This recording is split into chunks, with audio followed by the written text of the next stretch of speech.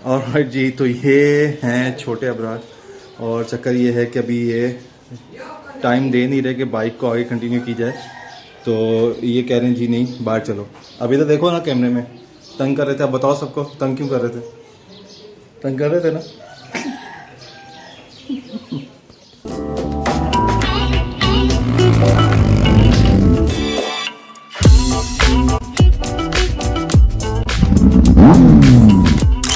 Hello जी, अस्सलाम वालेकुम। मैं हूं अबरार और आप देख रहे हैं रोलिंग पिस्टन्स। अच्छा, काफ़ी भाइयों के मैसेजेस आ रहे थे और थर्ड पार्ट का वेट कर रहे थे। तो फाइनली आज थर्ड पार्ट जो आ रहा है, डिले इस वजह से हुआ कि भाई एक चीज़ लगा के तो दिखाने में कोई मकसद या कोई मज़ा नहीं आता। तो मैं कोशिश में ये लगा हुआ था कि बहुत सारी कुछ चीज़ें हो जाएं, उसके बाद एपिसोड जो है इसको फाइनलाइज़ करें। तो जो वीडियो है ये एक दिन की वीडियो नहीं है, ये काफ़ी दिनों की, जब 1.5 हफ्ता ऑलमोस्ट हो गया है। तो ये वीडियो है जिसमें काफ़ी सारी चीज़ें हुई हैं। तो क्या क्या काम हुआ वो बताऊंगा। उसके बाद जी आज फाइनली टेस्ट राइड करेंगे इसकी। और टेस्ट राइड भी ऐसे वैसे नहीं, चलेंगे महर जबल। तो क्या क्या हुआ वो जानते हैं, फिर चलते हैं महर जबल और देखते हैं कि कैसा परफॉर्म करती है। तो चलिए वीडियो को शुरू करते हैं। ओके जी, आज 18 तारीख 18 फ़ेब और आज जो है व्हील थ्रू का काम जो है उसको स्टार्ट करवा रहे हैं।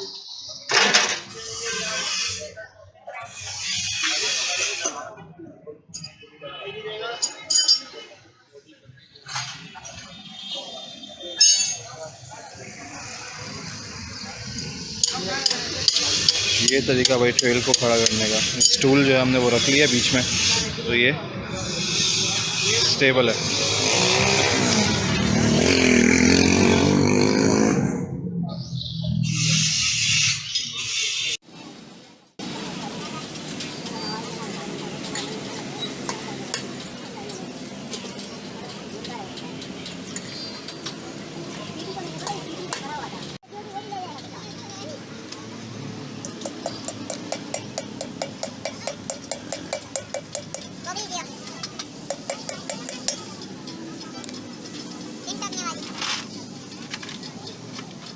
ऑलराइट जी, तो आज बेसिकली फ्राइडे है और ये है कि ये राइड से पहले कुछ चीज़ें जो हैं सोचा कर लें। कंप्लीट तो बाइक मैं स्टेप बाय स्टेप ही करूँगा।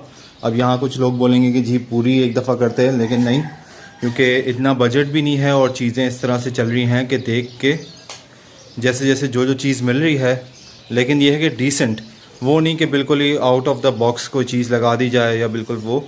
तो अच्छा जी, अब इस तरफ आ जाते हैं। अभी आगे वाला जो है ये ओरिजिनल इसका पड़ा हुआ है, लेकिन ये टूट गया था।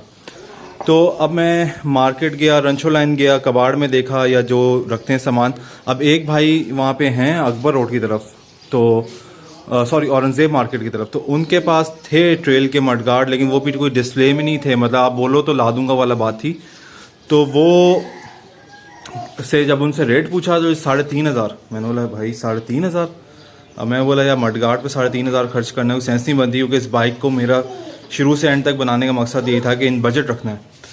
तो 3,500 का वो लेके फिर उसमें थोड़ी बहुत वो देखना पड़ता, क्या है, कलर कराना पड़ता, तो वो कुछ समझ नहीं आता। अब भाई बात ये है कि जिस तरह किसी टाइम हमारे पास डिलक्स, होंडा डिलक्स जो है वो डोनर बाइक रही है, तो इस टाइम YBR G ये ट्रेल के लिए समझें किस्म की डोनर बाइक चल रही है। तो ये अब YBR G का जो है लाया हूँ, ठीक है। अब जाहिर सी बात है ये वो वाला मज़ा तो नहीं देगा, बट ये है कि एटलीस्ट चीज़ नहीं है और कलर जो चाहिए वो ये। अच्छा जी, अब मडगार्ड रेड, और ये फिर मैंने दराज से जो हैं ये मंगवाए हैं रेड आगे के बूट्स। हैंडल ये मैंने डाला था, मेरे पास अपने पास ही रोलिंग पिस्टन्स पे अवेलेबल होता है। रिजोमा का 28 mm टू 22 mm ये फैट बार है, ये मैंने इंस्टॉल किया है विद राइजर्स।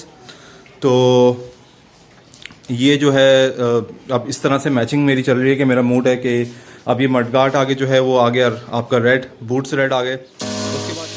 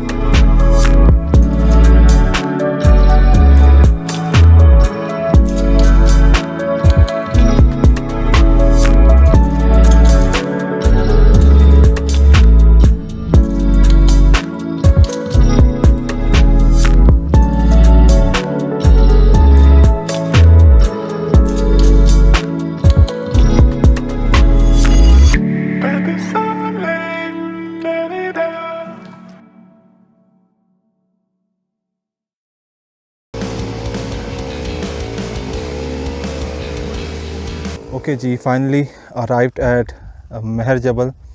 तो 5 पॉइंट में जो है महर जबल के आपको बताऊंगा। उसके साथ साथ जाहिर सी बात है कि पार्ट 3 है यूनाइटेड का, तो इसकी टेस्ट राइड जो हुई है उसका आपको बताते हैं। अच्छा जी, पहली बात तो यह है इंजन की तरफ से तो ऑलमोस्ट कामयाब है। अब बात ही आती है कि आपने यूज़ किस तरीके से करना है। अब जो टेस्ट राइड की है उसमें कच्चे में अच्छे से निकल गई, ठीक है। पत्थर थे उसमें अच्छे से परफॉर्म कर गई, मतलब कि जहाँ पे दूसरी बाइक्स फंस रही थी वहाँ पे ईज़िली हल्के एक्सीलेटर में ही ये जो है वो निकल आती थी। अब अगर मैं बात करूं कि इसका बजट मुझे क्या पड़ा आज आप लोगों को, अगर मैं फाइनली इसका बताऊं ब्रेकडाउन, तो ये बाइक अब तक मुझे 72,000 की पड़ चुकी है, जो आपको भी इस कंडीशन नज़र आ रही है। अब इसमें बाकी जो काम रह गए वो साइड कवर हैं, पीछे का कैरियर है और थोड़ी बहुत चीज़ों की एडजस्टमेंट है। तो उसका रफली अगर मैं अमाउंट लगाऊँ तो 8,000 रुपये और लगा लें, समझ लें कि 80,000 की मुझे कम्प्लीटली ये पड़ेगी इस तरह से।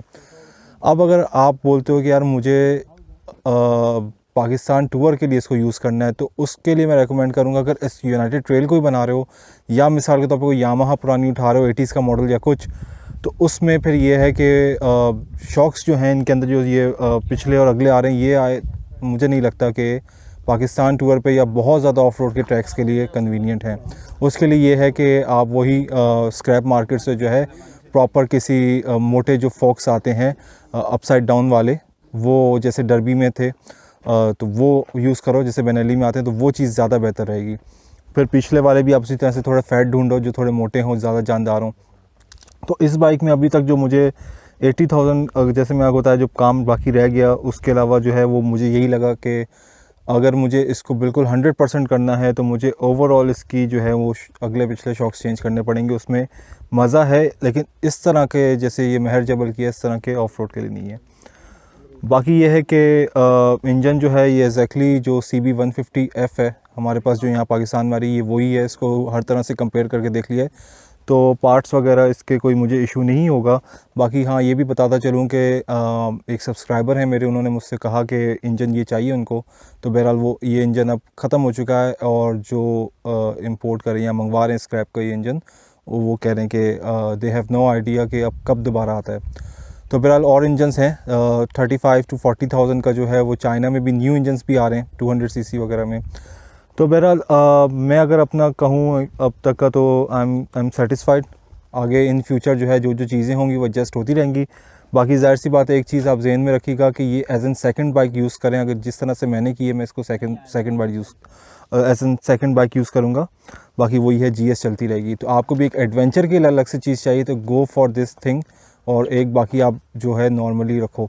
अब जैसे बलूचिस्तान की राइड है, आ जाना है, तो जीएस अगर मैं लाता तो दिल बहुत दुखता। तो इसका फ़न भी हो गया और अच्छी भी चल गई। अच्छा जी, ये हो गया बाइक की सारी बात। अब अगर मैं बात करूं महर जबल की, तो कुछ चीज़ें जो यहाँ आने के बाद मुझे समझ में आई कि जो अब जो लोग नहीं आए और वो आना चाह रहे हैं, तो उनके लिए जाना ज़रूरी है, क्योंकि ये चीज़ अगर हमें पता होती तो थोड़ी सी चीज़ें बेहतर हो जाती। पहली चीज़, यहाँ नेटवर्क नहीं है, आपकी नेविगेशन काम नहीं करती।